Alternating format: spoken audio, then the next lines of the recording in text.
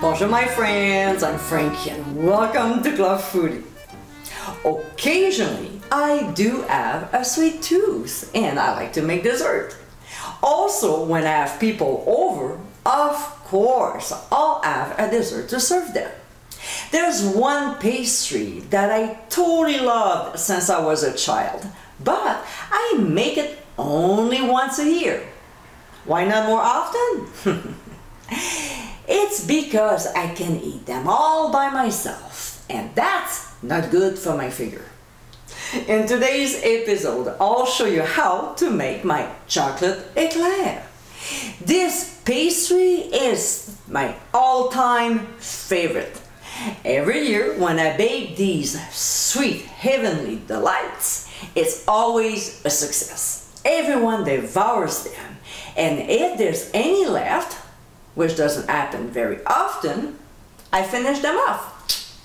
So my friends, let's get cooking. Last month, I posted my recipe of pâte à choux, also known as choux pastry. We'll need this basic dough recipe to make our chocolate eclairs. I won't be redoing the instructions, so click on the top right corner of your screen to learn how to make pâte à choux.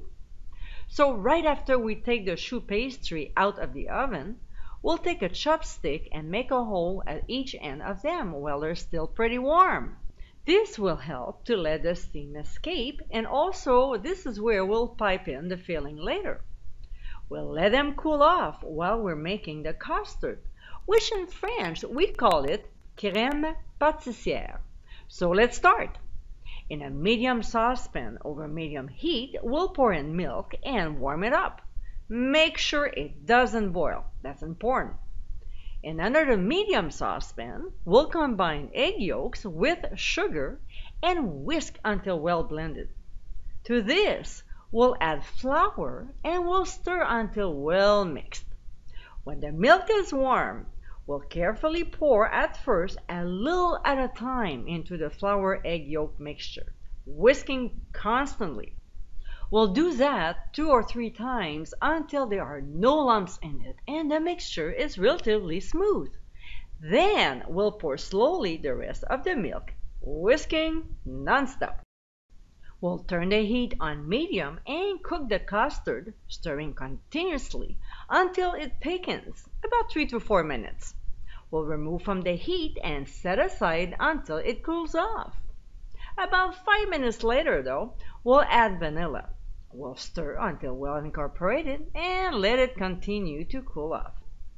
For this recipe, we'll use a piping bag or decorating bag, pastry bag, whichever way you prefer, and a tip with rings. We'll fold the end so the custard stays in and place the bag into a tall container or glass to make it easier to scoop in the filling, folding the edge over. Here we go. We're ready. Now that the custard is cooled off, we'll scoop it into the bag. We'll take a pastry, insert the tip where we made that hole earlier, and fill up the way you like.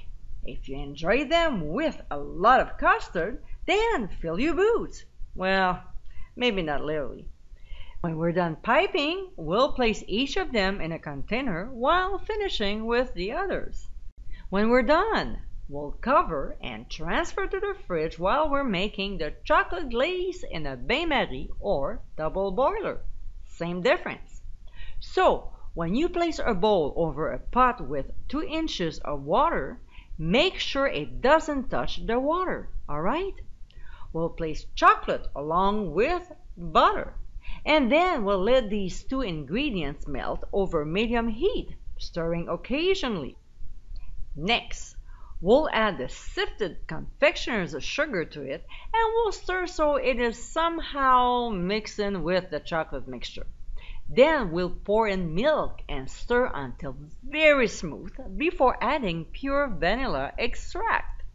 Of course, we'll stir again and then remove from the heat.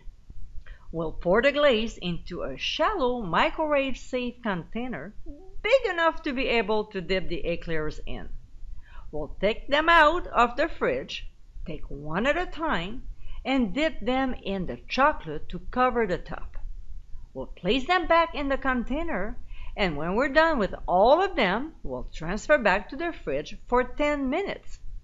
If you want a thicker layer of chocolate, put your dish that holds the chocolate glaze and transfer to the microwave to melt it again if it gets hard.